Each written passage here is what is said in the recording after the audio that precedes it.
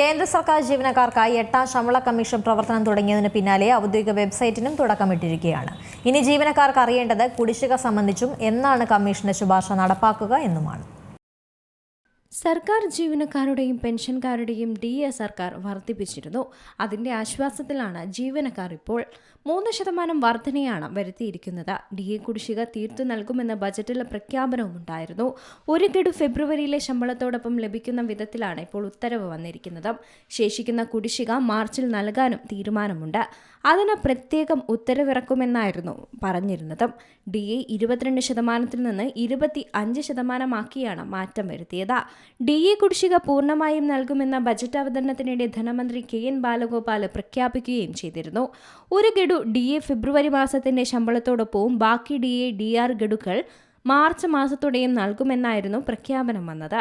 എന്നാൽ DA 22% നിന്നും 25% വരെ വർദ്ധിപ്പിച്ചത് ജീവനക്കാർക്ക് ആശ്വാസം തന്നെയാണ്.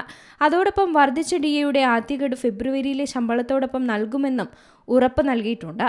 ബാക്കി മാർച്ചിൽ നൽകുമെന്നാണ് ഉത്തരവിലും പറയുന്നത്. അതേസമയം 8ാം ശമ്പള കമ്മീഷന്റെ പ്രഖ്യാപനത്തിനായി കാത്തിരിക്കുകയാണ് കേന്ദ്ര സർക്കാർ ജീവനക്കാർ. കഴിഞ്ഞ വർഷം നവംബർ 3-നായിരുന്നു കമ്മീഷനെ സർക്കാർ പ്രഖ്യാപിച്ചതും. രൂപീകരിച്ച് 18 മാസത്തിനുള്ളിൽ അന്തിമ റിപ്പോർട്ട് നൽകാനും തീരുമാനമുണ്ട്. 2027 പകുതിയോടെ റിപ്പോർട്ട് സമർപ്പിക്കുമെന്നാണ് പ്രതീക്ഷയും. എന്നാൽ 2026 ജനുവരി 1 മുതൽ ശുപാർശകൾ നടപ്പിലാക്കാനായിരുന്നു സർക്കാരിന്റെ ലക്ഷ്യം. കാലതാമസമുണ്ടായാൽ കുടിശ്ശിക നൽകിയേക്കുമെന്നാണ് ഒടുവിൽ വന്ന റിപ്പോർട്ടും. സാധ്യമായ ഫിറ്റ്മെന്റ് ഫാക്ടറിനെക്കുറിച്ച് ജീവനക്കാർക്കും യൂണിയനുകൾക്കുമിടയിൽ സജീവ ചർച്ചയാണ് നടക്കുന്നത്. ഇത് 2.0-നും 2.86-നും ഇടയിലാകുമെന്ന പ്രതീക്ഷയാണ്. അതിലൂടെ അടിസ്ഥാന ശമ്പളത്തിലും പെൻഷനുകളിലും 30 മുതൽ 40% വർധനയുണ്ടാകുമെന്നാണ് പറയപ്പെടുന്നത്. ഏറ്റവും കുറഞ്ഞ അടിസ്ഥാന ശമ്പളം 18,000-ൽ നിന്ന് ഏകദേശം 30,000 രൂപയോ അതിൽ കൂടുതലോ ആക്കിയേക്കാം. DA നിലവാരം, പണപ്പെരുപ്പം, സർക്കാർ സാമ്പത്തികം, യൂണിയൻ ആവശ്യങ്ങൾ എന്നിവയെല്ലാം അന്തിമ തീരുമാനത്തെ സ്വാധീനിക്കുമെന്നാണ് അറിയാൻ സാധിക്കുന്നത്.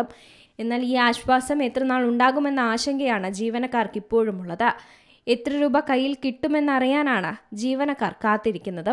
News desk C Malayalam news. ഏറ്റവും പുതിയ വാർത്തകളും വിശേഷങ്ങളും വിരൽത്തുമ്പിലറിയാൻ സി മലയാളം ന്യൂസ് എല്ലാ ഡിജിറ്റൽ പ്ലാറ്റ്ഫോമുകളിലും ലഭ്യം.